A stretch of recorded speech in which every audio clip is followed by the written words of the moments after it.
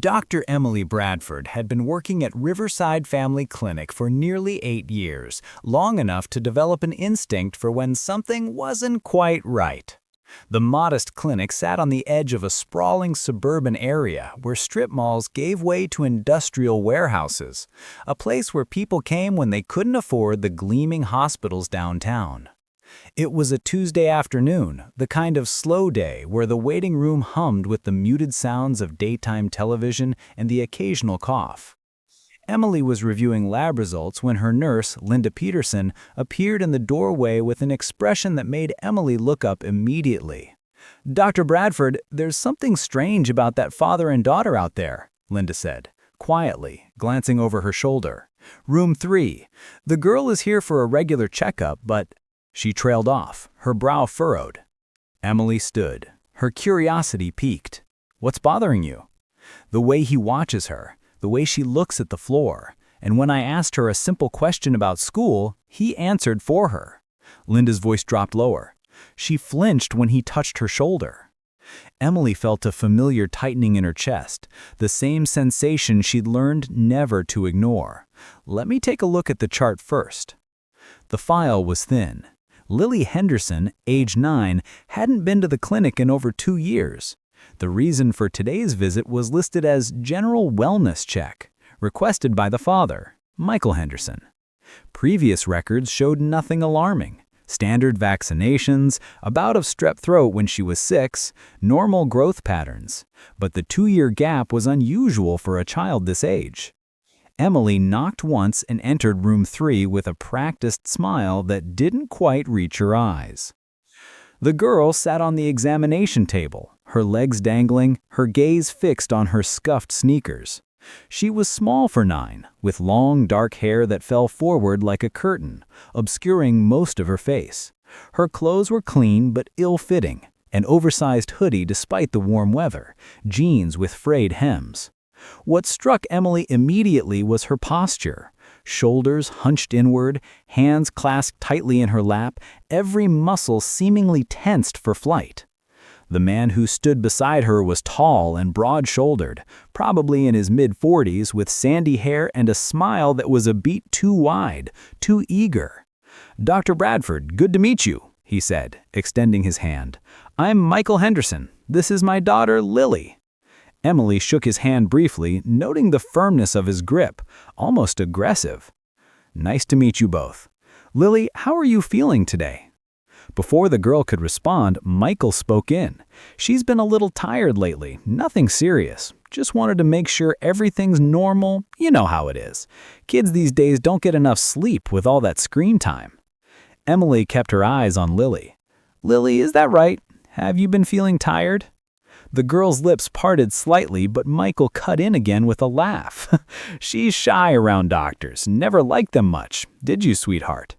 He placed a hand on her shoulder, and Emily watched the girl's entire body stiffen. "That's all right," Emily said gently, moving closer to Lily and deliberately positioning herself between the girl and her father. "Lily, I'm just going to do a quick checkup, okay? Nothing scary. Can you tell me if anything hurts?" Lily's eyes flickered up for just a moment, meeting Emily's gaze. What Emily saw there sent a chill down her spine, a depth of fear and exhaustion that no 9-year-old should possess. Her lips trembled, and for a moment it seemed she might speak, but then her eyes darted to her father, and she gave the smallest shake of her head. "She's fine," Michael said, firmly. "Just run the usual test, Doc." Emily began the examination, her mind racing. Lily's vital signs were mostly normal, though her heart rate was elevated. Anxiety, perhaps, or something more. When Emily gently pressed on her abdomen, Lily winced slightly, but didn't cry out.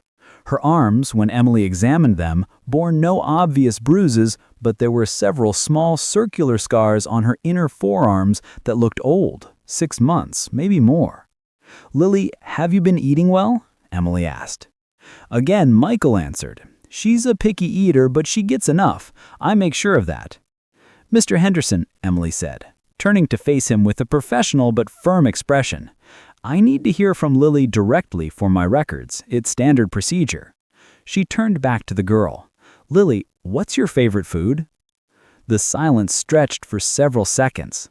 Lily's hands gripped the edge of the examination table so tightly her knuckles turned white. Finally, in a voice barely above a whisper, she said, "Pizza."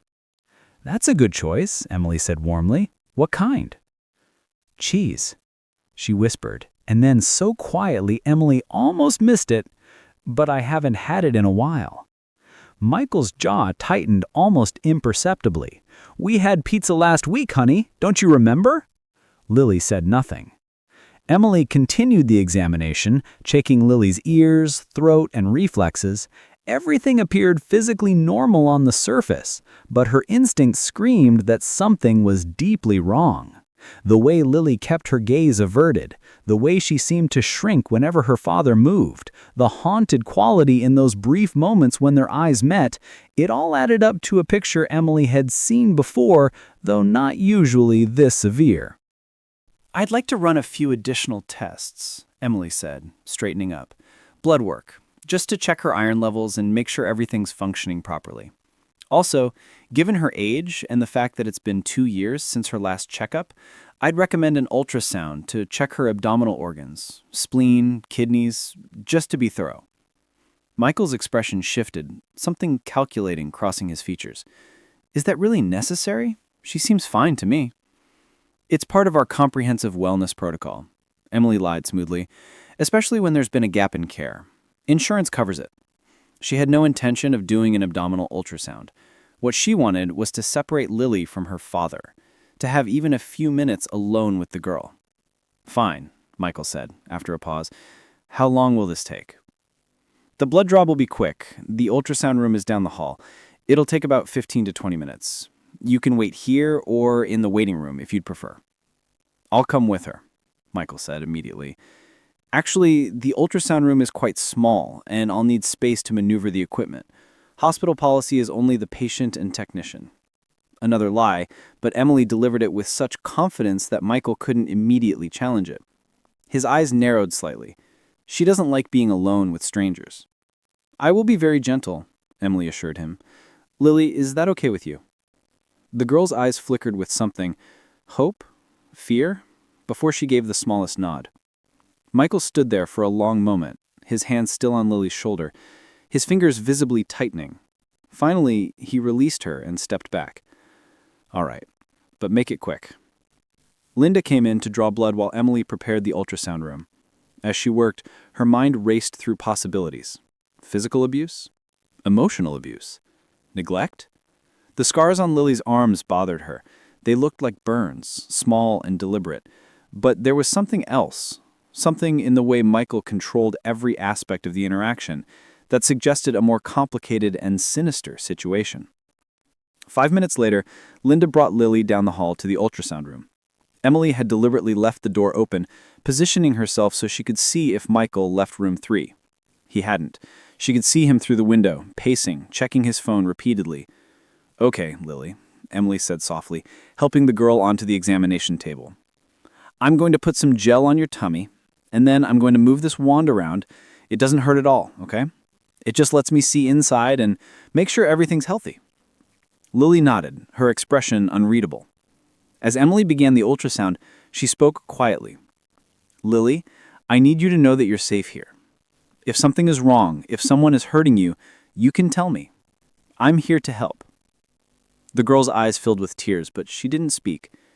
"I know it's scary," Emily continued, her voice gentle but urgent. "But I'm a doctor. It's my job to protect you and keep you healthy. That includes making sure no one hurts you." Lily's breath hitched. She glanced at the open door, then back at Emily. Her mouth opened, and for a moment Emily thought she would speak, but then she closed it again, shaking her head violently. Emily's heart sank, but she continued the ultrasound, though she was barely looking at the screen. Then something caught her eye, an irregularity in the kidney area. She adjusted the wand, focusing the image. What she saw made her blood run cold. There, clearly visible on the screen, was a small rectangular object lodged near Lily's lower back, just beneath the skin. It was too regular, too geometric to be natural. Emily had seen something like this only once before in a documentary about human trafficking. A GPS tracking device implanted subcutaneously. Her hands began to shake, but she kept her voice steady. Lily, does your back ever hurt? Right here? She touched the area gently. Lily's eyes widened with what looked like recognition, and she gave the smallest nod. When did that start hurting? Lily's voice was barely audible. After my birthday. He said it was a vitamin shot. Emily felt her chest tighten with rage and horror. She saved the ultrasound images, her mind racing through possibilities. A tracking device meant Michael was monitoring Lily's location at all times. It meant he expected her to run or had run before. It meant this was premeditated, organized, and far worse than simple abuse. Lily, Emily said, her voice urgent but controlled, I need to ask you something very important, and I need you to be honest with me. Are you Michael's daughter? His real, biological daughter? The girl's face crumbled, and tears began streaming down her cheeks. She shook her head. Does he hurt you? A nod, barely perceptible. Does he touch you in ways that make you uncomfortable? Another nod and a sob escaped her throat. Emily's vision blurred with fury, but she forced herself to stay focused. Okay, sweetheart. Listen to me very carefully. I'm gonna help you, but I need you to trust me. Can you do that? Lily looked up at her, tears streaking her face, and nodded. Good girl. Now, we need to go back in there and you need to act normal. Can you do that? Just for a few more minutes? Lily wiped her eyes and took a shuddering breath. He'll know. He always knows. Not this time, Emily said firmly. This time we're going to be smarter than him. Emily's hands trembled as she helped Lily clean the gel off her stomach. Every instinct screamed at her to grab this child and run, to put as much distance as possible between Lily and the monster waiting in room 3. But she knew that wouldn't work. Michael had a tracking device on her, and more importantly, he would bolt the moment he sensed something was wrong. Lily, Emily said, kneeling down to the girl's eye level, when we go back in there, I'm going to tell Michael that everything looks fine, that you're healthy. He's going to believe me because I'm going to act completely normal.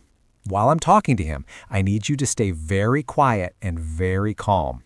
Can you do that? Lily nodded, but her lower lip quivered.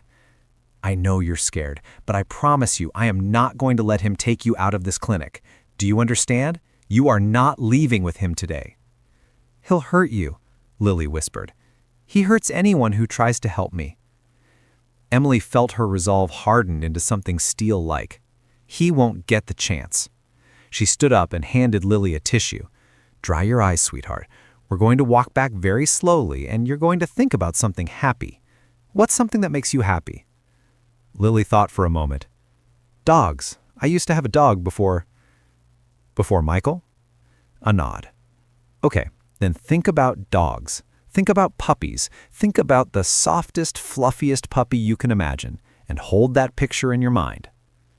As they walked back down the hall, Emily caught Linda's eye and gave her a subtle but urgent hand signal, one they'd developed years ago for situations that required immediate security presence. Linda's expression shifted from curiosity to alarm, and she immediately picked up the phone at the nurse's station. Michael was standing when they entered the room, his posture aggressive, suspicious. Took long enough. Everything all right? Everything's fine, Emily said with a professional smile. Lily's organs all look healthy. Her kidney function is normal, liver is good. She's actually in pretty good shape overall. Good, Michael said, but his eyes were narrowed, studying Emily's face.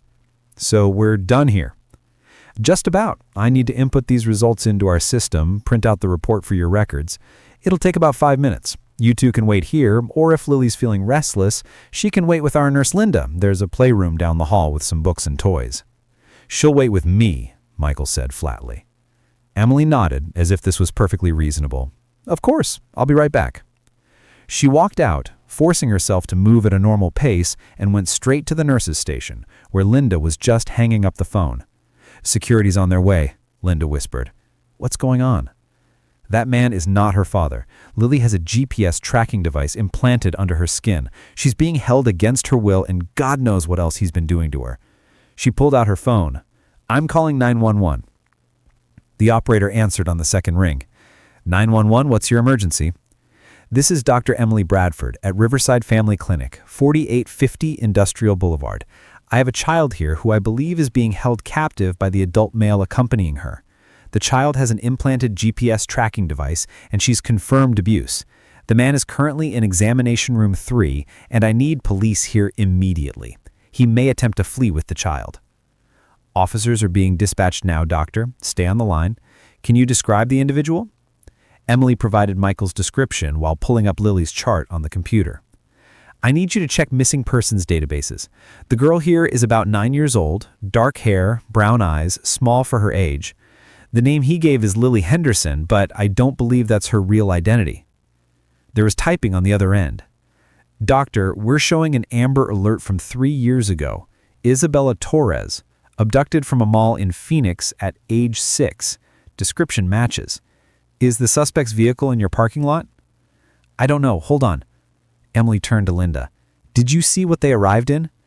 Blue sedan, older model, parked in the back corner. Emily relayed this information to the operator, who confirmed that officers were 2 minutes out. Doctor, do not confront the suspect. Keep him calm and contained if possible. But even as the operator spoke, Emily heard a commotion from down the hall. Michael's voice, loud and angry. Where is she? Where's the doctor?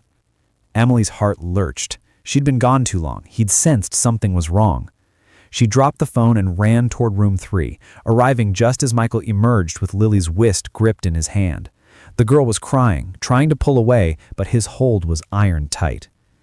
Mr. Henderson, Emily said, forcing calm into her voice, I have your discharge papers right here. There's no need to.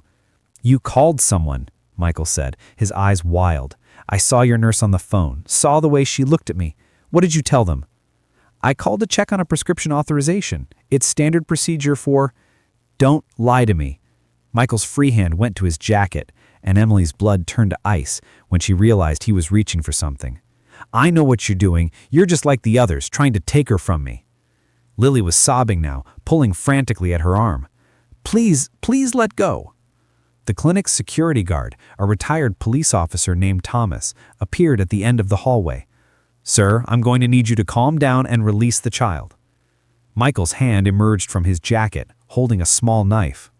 It wasn't large, but it didn't need to be. Pressed against Lily's side, it was an effective threat. Everyone stay back. We're leaving. Lily, stop crying and move. Mr. Henderson, listen to me, Emily said, her voice steady despite the terror coursing through her. You don't want to do this. There are police on the way. If you leave now with the weapon, you're adding kidnapping and assault to whatever else they find. But if you let Lily go, if you cooperate, this can end peacefully. She's mine, Michael said, and there was something genuinely unhinged in his voice now. I saved her. I gave her a home when nobody wanted her. She belongs to me. I don't, Lily screamed suddenly, finding her voice. I want my real family. I want my mom. The words seemed to enrage Michael further. He began backing toward the rear exit, dragging Lily with him, the knife still pressed to her side. Emily, Thomas, and Linda followed at a distance, unwilling to provoke him into violence, but unable to let him take the girl. They'd almost reached the back door when it burst open and 2 police officers rushed in, weapons drawn. Police, drop the weapon, let the child go. For a moment, everything froze. Michael looked at the officers, then at Lily, then at the knife in his hand.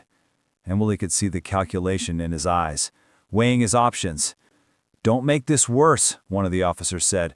Let her go and put the knife down. Do it now. Lily chose that moment to go completely limp, a technique she'd clearly learned from previous attempts at escape. The sudden dead weight threw Michael off balance, and his grip loosened for just a second. It was enough. Lily wrenched herself free and ran toward Emily, who caught her and immediately pulled her behind her own body, shielding her. Michael lunged forward, but Thomas tackled him from the side, sending the knife clattering across the floor. The officers were on him in seconds, forcing him to the ground, handcuffs clicking into place while he shouted obscenities and threats. It's over, Emily whispered, holding Lily tightly as the girl sobbed into her shoulder. It's over. You're safe now. You're safe. But even as she said the words, she knew they weren't entirely true. The immediate danger had passed, but Lily's ordeal was far from over. The police converted room 3 into a temporary command center. Lily sat on the examination table, wrapped in a blanket despite the warm temperature, while Detective Rachel Collins conducted a preliminary interview.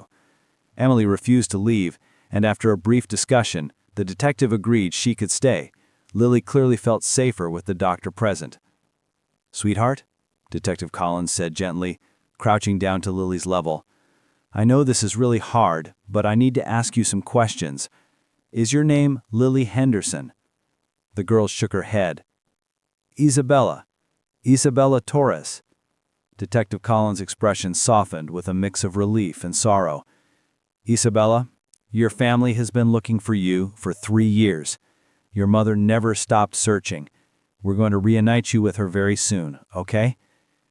Fresh tears streamed down Isabella's face, but these seemed different, tears of relief mixed with disbelief. "My mom? She's really been looking?"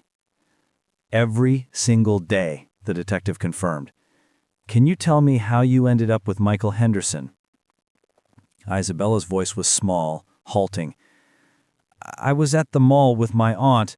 We were looking at shoes and I saw a puppy. Someone was walking a little puppy outside the store.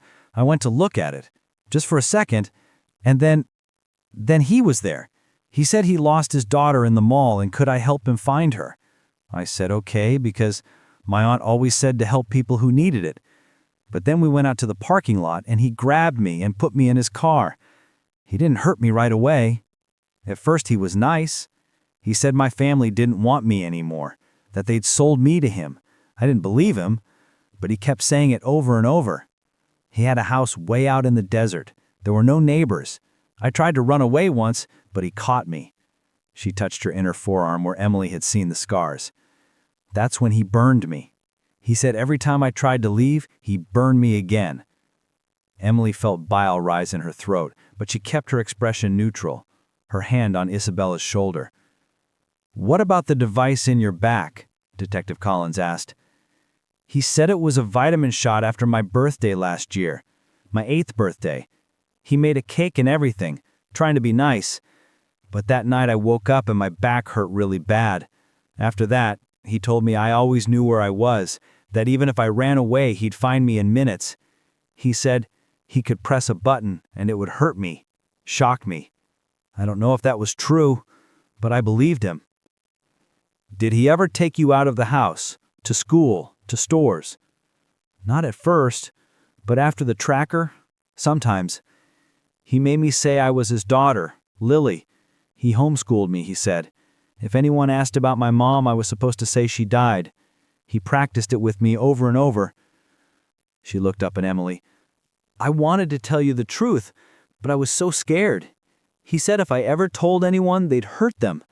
He has a gun at home." Detective Collins made notes. "Isabella, this is very important. Did he ever bring other children to the house or take you to meet other children?" She hesitated, then nodded slowly. "Once. Another girl, younger than me. She was only there for one night. He kept her in a different room. I heard her crying, and then in the morning, she was gone. He said she went to her new family." The detective's jaw tightened. "Do you remember what she looked like?" "She had red hair, and she was really little, maybe 5. Detective Collins stood and moved away to make a phone call, speaking in urgent, hushed tones. Emily stayed with Isabella, who seemed to be processing everything, her expression cycling through relief, fear, and exhaustion. "Dr. Bradford?" said Isabella quietly. "Yes, sweetheart? What happens to me now? Do I go back with my mom right away?" Emily chose her words carefully. "Your mom is being contacted right now. She'll come as fast as she can. I promise you that. In the meantime, you'll probably go to the hospital so doctors can make sure you're healthy. They'll remove that tracker from your back, and there will be some people who will want to talk to you about what happened, but they're all there to help you." "Will I ever have to see him again?" "Not if you don't want to. He's going to prison, Isabella, for a very, very long time." Detective Collins returned, her expression grim. "Dr. Bradford, can I speak with you outside for a moment?" Emily nodded and gave Isabella's hand a squeeze. "I'll be right back.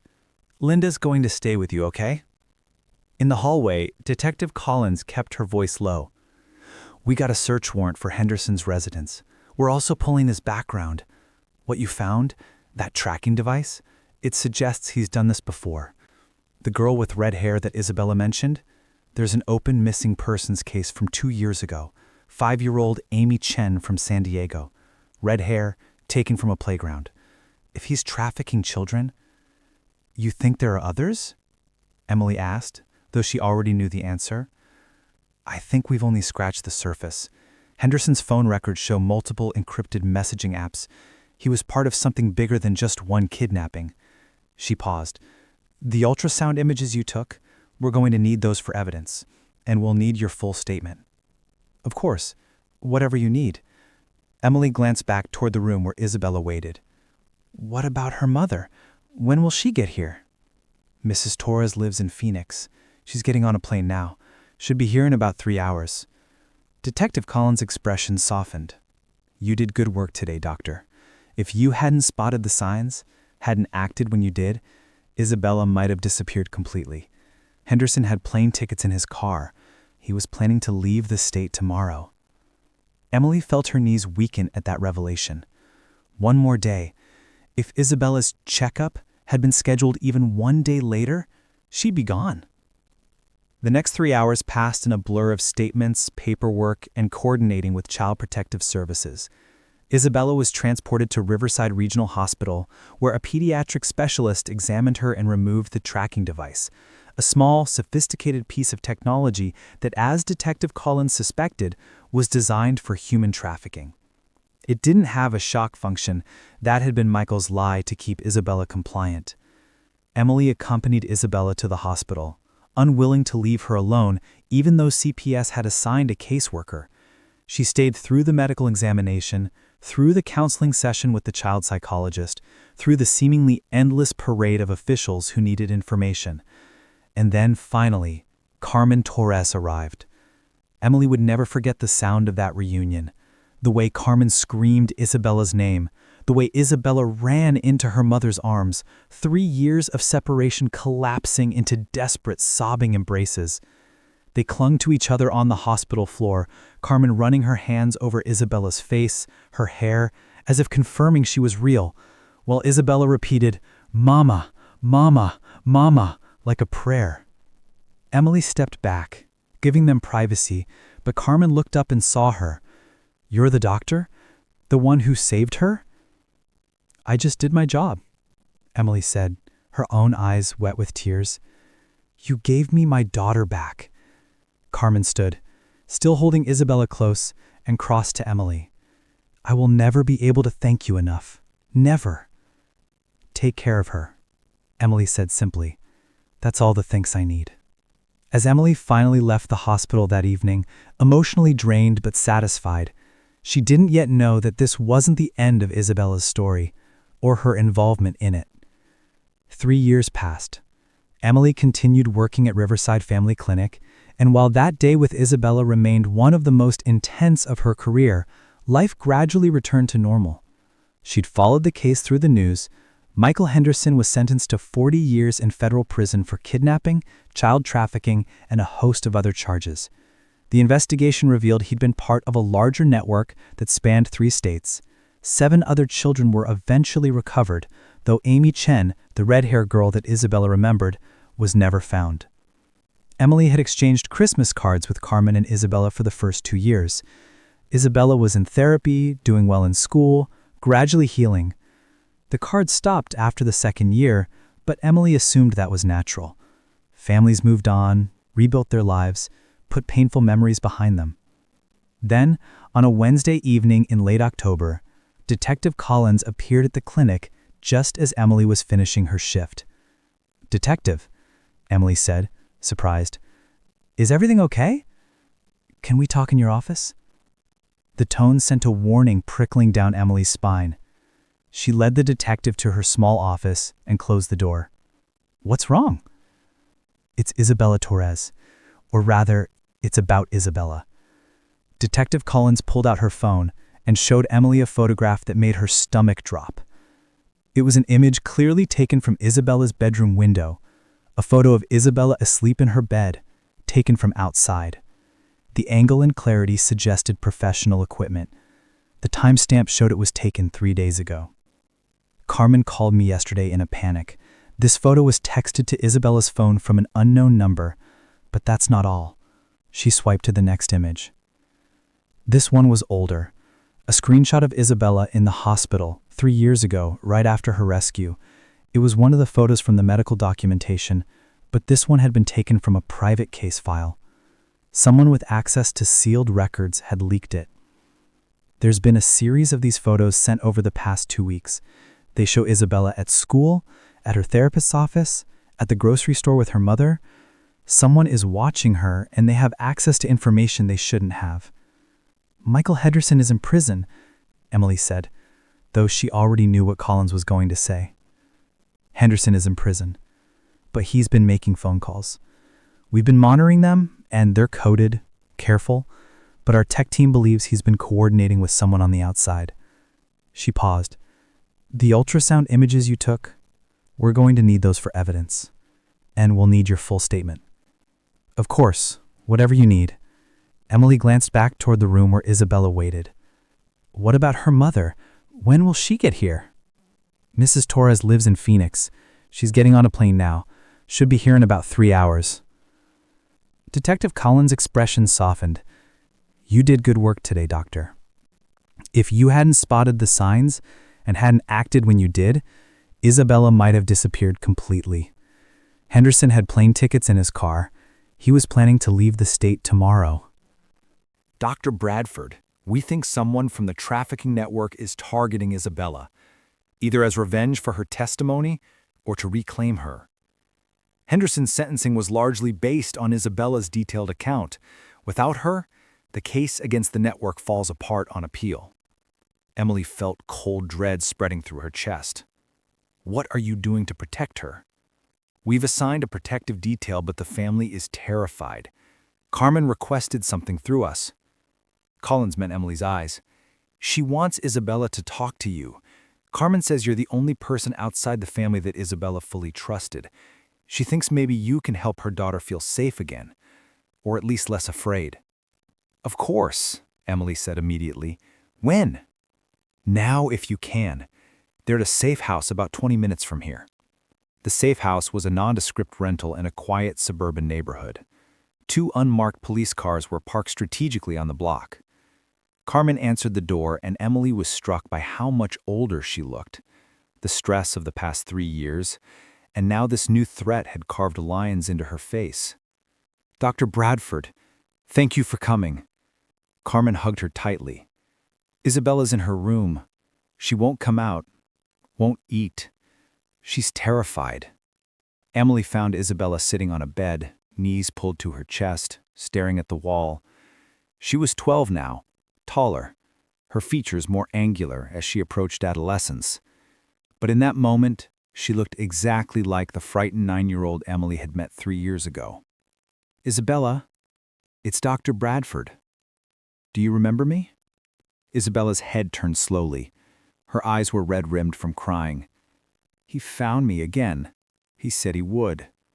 He always said if I told, he'd find me. Emily sat on the edge of the bed, maintaining a respectful distance. The person sending these photos isn't Michael. Michael is locked in a cell with cameras on him 24 hours a day. He can't hurt you. But someone can. Someone is watching me. They know where I live, where I go to school, everything. Isabella's voice broke. I thought I was safe. I thought it was over. I know, Emily said gently. And I know how unfair this is. You did everything right. You were brave.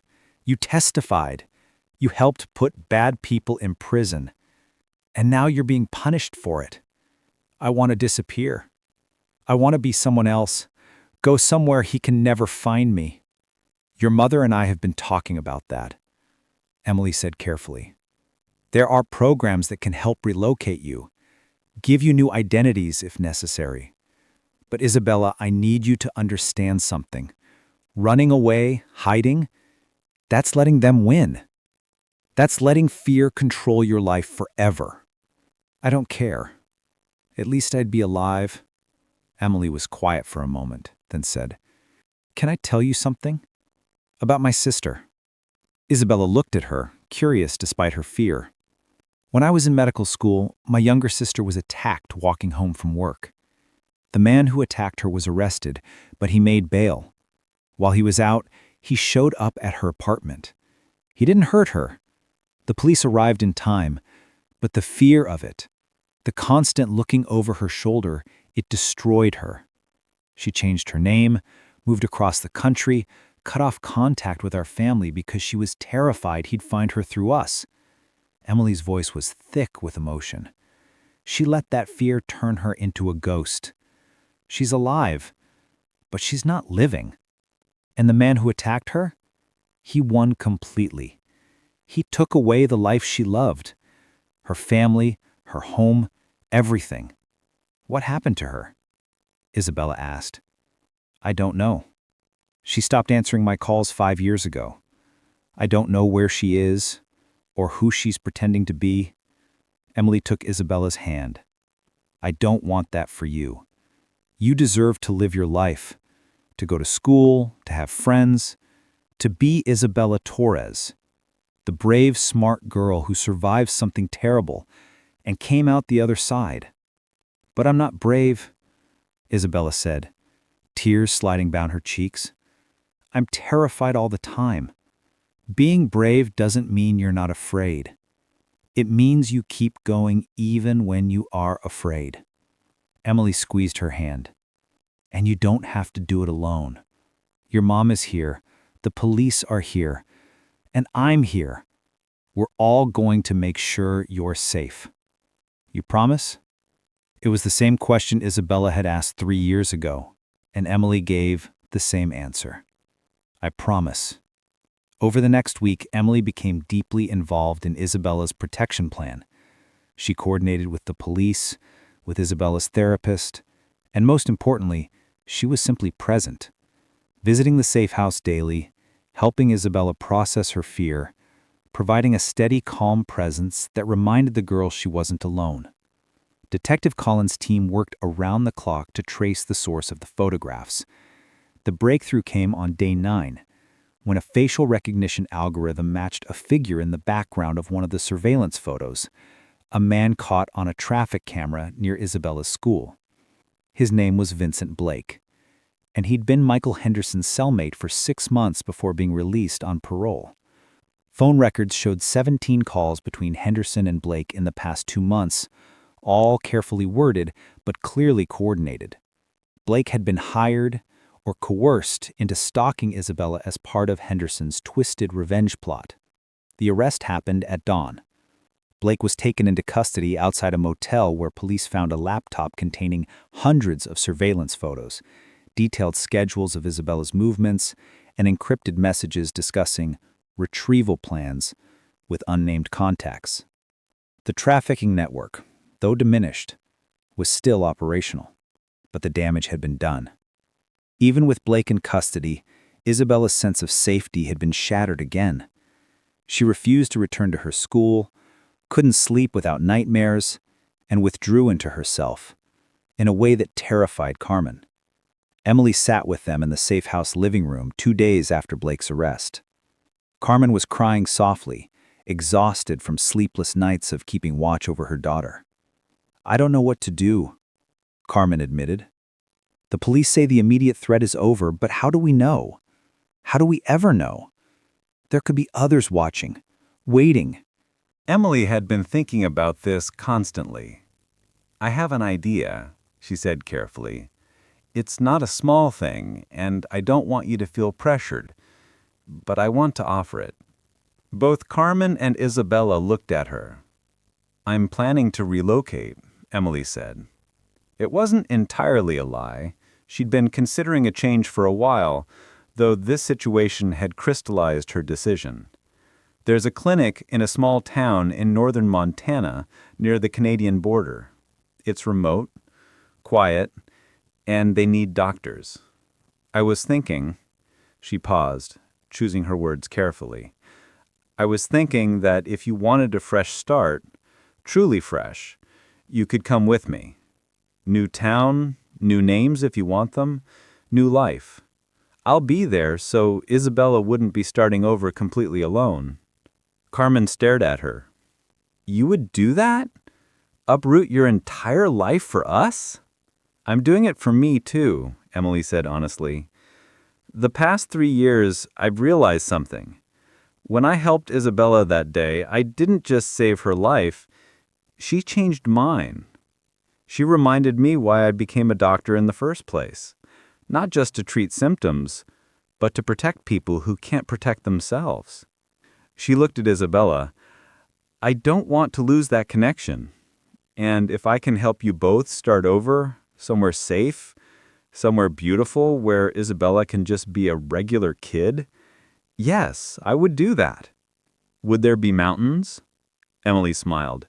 Huge mountains and forests, and about 300 people in the whole town, most of them ranchers and their families.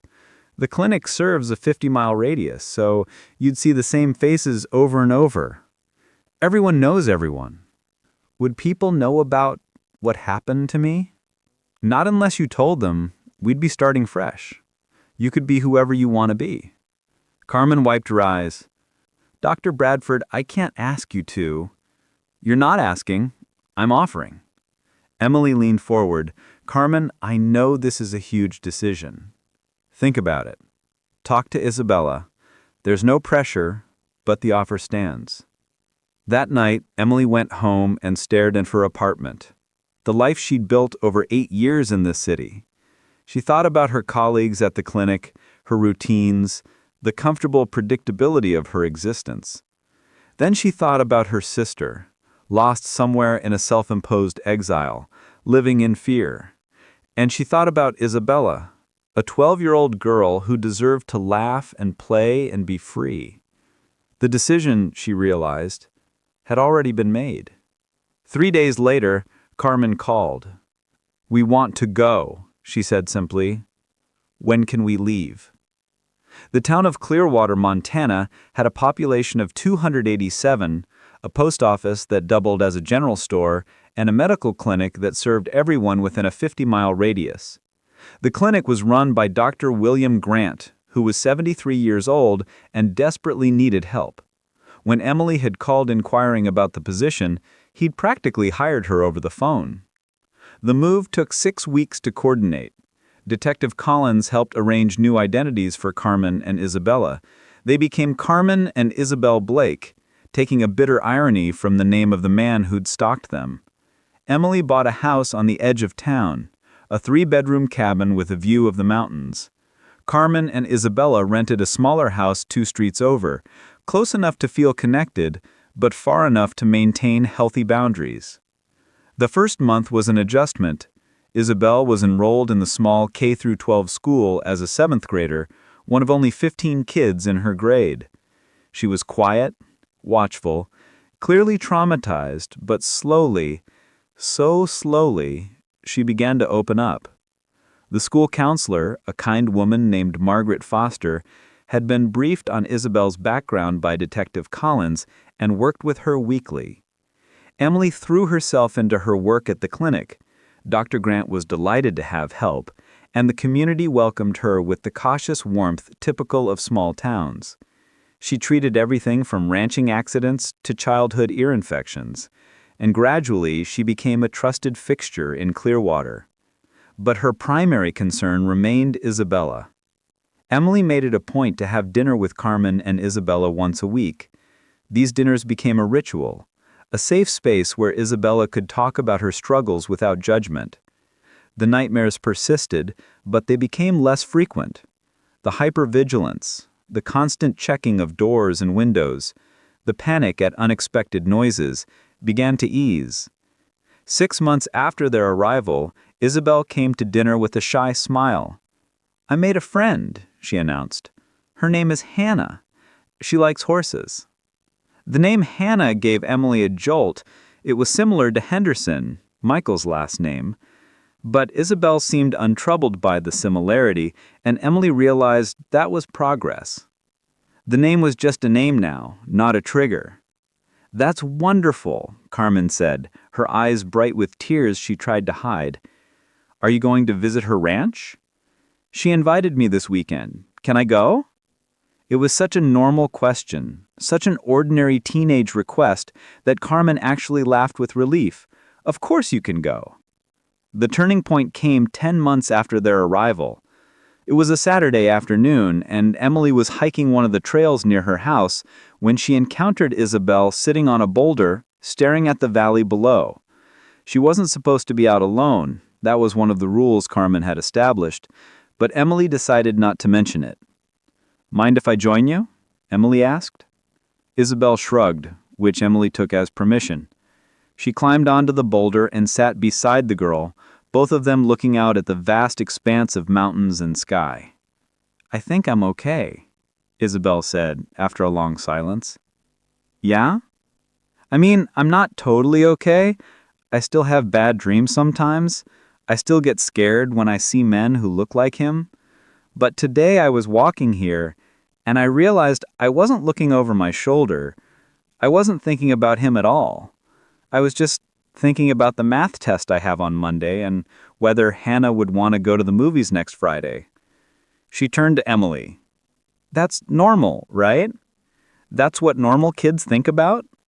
"That's exactly what normal kids think about," Emily confirmed, her throat tight. "I couldn't have done this without you. You and Mom and Detective Collins and everyone. But mostly you. You believed me when I couldn't even talk. You saved me, and then you saved me again by bringing us here."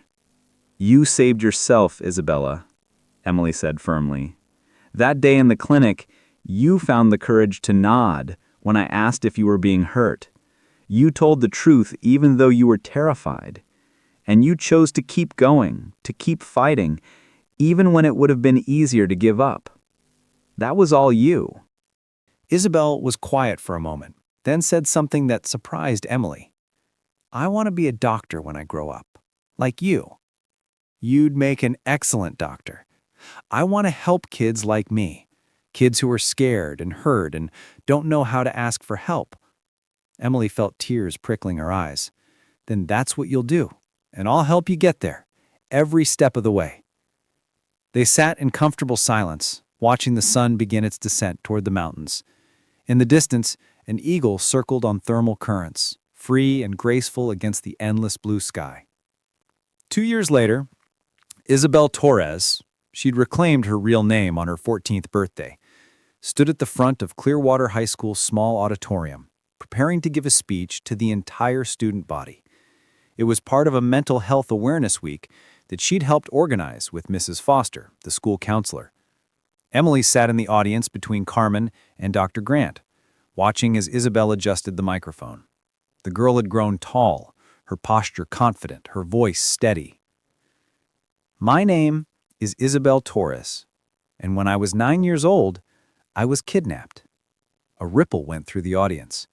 Most of the students knew Isabel had come from a difficult background, but few knew the details. "I spent 3 years in captivity, being hurt by someone who said he loved me. When I was finally rescued, I thought my life was over. I thought I'd never feel safe again, never trust anyone, never be normal." She paused, her eyes finding Emily in the audience. "But I was wrong. I had people who refused to give up on me. My mom, who never stopped looking for me, a doctor who saw the signs and acted when it mattered most, a detective who caught the person who tried to hurt me again, and a whole community, this community, who welcomed me without judgment and gave me space to heal." She took a breath. "I'm not telling you this for sympathy. I'm telling you because I want you to know that trauma doesn't have to define you. You can survive terrible things and still have a beautiful life. You can be scared and still be brave. And most importantly, you don't have to heal alone." When Isabel finished, the applause was deafening. Students stood, teachers wiped their eyes, and Carmen sobbed openly with pride. After the assembly, Isabel found Emily in the hallway. "How did I do?" "You were perfect," Emily said, pulling her into a hug. "I am so proud of you." "I couldn't have done it without knowing you were there." Isabel pulled back, smiling. "Hey, I've been thinking about summer plans. Do you think you could help me study anatomy? I want to get a head start before I take biology next year." "Absolutely. We'll start next week." As Isabel ran off to join her friends, a group of girls who were chattering excitedly about the upcoming school dance, Carmen approached Emily. "I've been meaning to tell you something. When Isabella was first taken, I used to pray every night for a miracle. I prayed that someone, somewhere, would see her and know something was wrong, that someone would care enough to act. You were that miracle. But you gave us more than just rescue. You gave us a family, an extended family that chose to be together not because of blood, but because of love." Emily thought about her own sister, still lost somewhere, still hiding. She tried searching for her again recently, but the trail was cold. Some people, she'd realized, couldn't be saved because they didn't want to be found. But Isabel had wanted to be found. And together, they'd all found something else. A chosen family built on trust, sacrifice, and the unwavering belief that everyone deserves a chance at healing. "You're my family too," Emily said simply. "Both of you." That evening, Emily returned to her cabin and found a package waiting on her porch. There was no return address, but when she opened it, she found a framed photo, the one taken of her, Carmen, and Isabel at the town's 4th of July celebration. They were laughing, arms around each other, the mountains rising behind them in the golden evening light. On the back, Isabel had written, "To Dr. Emily Bradford, who taught me that brave doesn't mean fearless. It means moving forward even when you're afraid. Thank you for being my family. Love, Isabel." Emily placed the photo on her mantle, right in the center where she'd see it every day. Outside her window, the Montana sky was painted in shades of purple and gold, vast and beautiful and full of possibility. The trauma would never completely disappear. Isabel would carry those scars for the rest of her life. But she would also carry the resilience, the strength, and the knowledge that she had survived, that she was loved, that she had a future worth fighting for. And in the end, that made all the difference. 5 years after that day in the clinic, Michael Henderson died in prison from complications of a heart attack. Detective Collins called to inform Emily, who chose not to tell Isabel right away. When she finally did, a month later, Isabel's response was simple. "Good. Now he can't hurt anyone else." The trafficking network was eventually dismantled entirely, leading to 43 arrests across 4 states and the rescue of 12 more children. Isabel's testimony, given when she was 12 during Blake's trial, had been instrumental in connecting the pieces. Isabel graduated high school as valedictorian and was accepted to Johns Hopkins University with a full scholarship. She intended to study medicine, specializing in pediatrics and trauma recovery. Her college essay about finding healing in the mountains of Montana and the kindness of strangers who became family was later published in a national magazine. Carmen opened a small bakery in Clearwater, fulfilling a lifelong dream she'd put on hold during those 3 years of searching. It became the town's gathering place, known for its perfect conchas and Carmen's warm smile. And Emily remained in Clearwater, working alongside Dr. Grant until he retired, then taking over the clinic entirely. She never regretted her decision to leave her old life behind. She'd found something better: purpose, connection, and the daily reminder that one person's choice to act, to care, to fight for someone who couldn't fight for themselves could change the entire trajectory of a life. On Isabel's 18th birthday, the 3 of them hiked to that boulder where Isabel had once declared she was okay. They brought a bottle of sparkling cider and a chocolate cake Carmen had baked. "Make a wish," Carmen said as Isabel prepared to blow out the candles. Isabel closed her eyes, and Emily wondered what she was wishing for. College success? A brilliant career? Peace? When Isabel opened her eyes, she was smiling. "I wished that someday I'll be able to help someone the way you helped me, Dr. Bradford. That I'll see someone who needs saving and I'll have the courage to act. You already have that courage. You've had it all along. As they sat together watching the sun set over the mountains, three women who had survived trauma, loss, and fear, who had chosen each other as family, Emily realized this was the moment she'd been working toward her entire career. Not the diagnosis, not the rescue, but this, the proof that healing was possible, that love could overcome even the darkest horror, and that chosen families could be just as strong, sometimes stronger than the ones we're born into. The photos that had been distributed during the trafficking case could theoretically resurface years from now. The nightmares might never fully disappear. The hypervigilance might always be there, a ghost in the background. But none of that mattered in this moment. With the three of them together, safe and whole and free, Isabel had been found. She had been saved, and most importantly, she had saved herself by choosing every single day to keep living. And that, Emily thought as she watched Isabel laugh at something Carmen said, was the greatest miracle of all. Before you go, don't forget to like, share, and subscribe for more stories. Contamination in earlier lab handling meant that certain samples could no longer be verified. Some of the original evidence was mishandled during decades of transfers between facilities. The defense argued that nothing could prove the DNA wasn't cross-contaminated. Without certainty, the case collapsed. Charges were withdrawn. And once again, the Harper murders fell into shadow. But the cold case detectives didn't stop. In 2014, a new clue emerged from the archives, a mention of a red utility vehicle seen parked near the Harper home that night. The record had been overlooked for years, buried under hundreds of witness statements.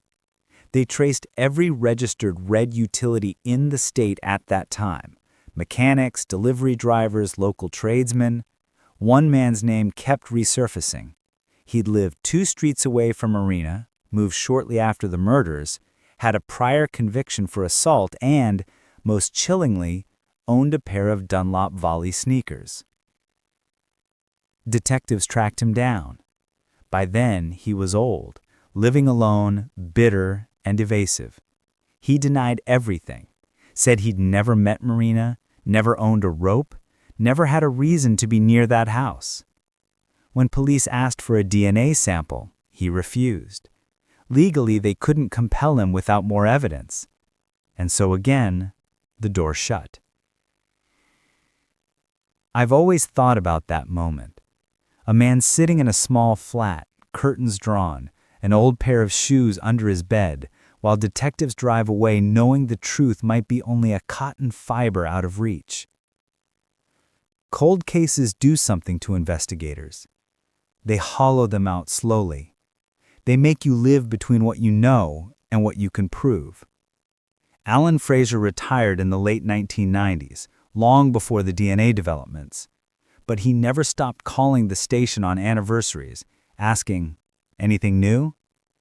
He died in 2006. His replacement, Detective Sergeant Linda Kerr, took up the file. She described it as a ghost I couldn't let go of. Every photo she looked at, every report she read, seemed to whisper the same thing. He was someone they knew. Because nothing about the scene felt like the work of a stranger breaking in to kill. It felt intimate, controlled, personal. Someone had stood in that doorway and looked at Marina Harper and knew her enough not to need words.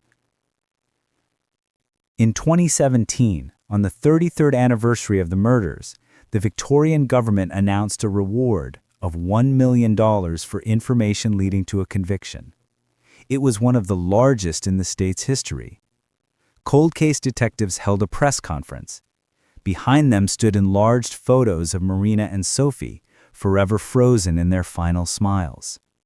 Reporters asked the same question: "Do you believe the killer is still alive?" The lead investigator paused, then said softly, "Yes." And I believe someone out there knows exactly who he is. The air in that room changed. For weeks after, the tip line buzzed. Old acquaintances called in memories, half-truths, suspicions, but none led to a name. The case, once again, went cold. There's a moment in every unsolved case when the narrative stops being about evidence and starts being about belief. You stop asking what happened and start asking who remembers. Because somewhere in Fernwood or beyond it, someone does remember. Someone still dreams of rope burns, of headlights off, of footsteps on gravel. Maybe it's the man with the red utility. Maybe it's someone who saw something they weren't meant to see and convinced themselves it was nothing. But silence is a kind of guilt too. And so the question lingers, heavy as fog. Was the killer a stranger who slipped through a broken lock? Or a familiar face who smiled at Marina and passing, waved to Sophie once after school, and came back one night when the world was asleep? The police files still sit in a gray metal cabinet at Victoria Police Headquarters, marked Case 84-237, The Harpers. Inside, photographs, rope fibers, lab reports, letters from family begging for closure. I've seen copies of some of them. Each page smells faintly of dust and rain, and when you read them, you can almost feel the cold that night all over again. The kind of cold that doesn't go away because it's not weather, it's memory. Sometimes justice doesn't come in the way we hope it will. Sometimes it never comes at all. But stories like Marina and Sophie Harper's don't fade, they wait. They live in photographs and police files, in the way strangers still pause when they pass the old house on Mayfair Street. Because even after 40 years, that little home still stands. Different paint, new owners, children laughing in the yard. But underneath, the earth remembers.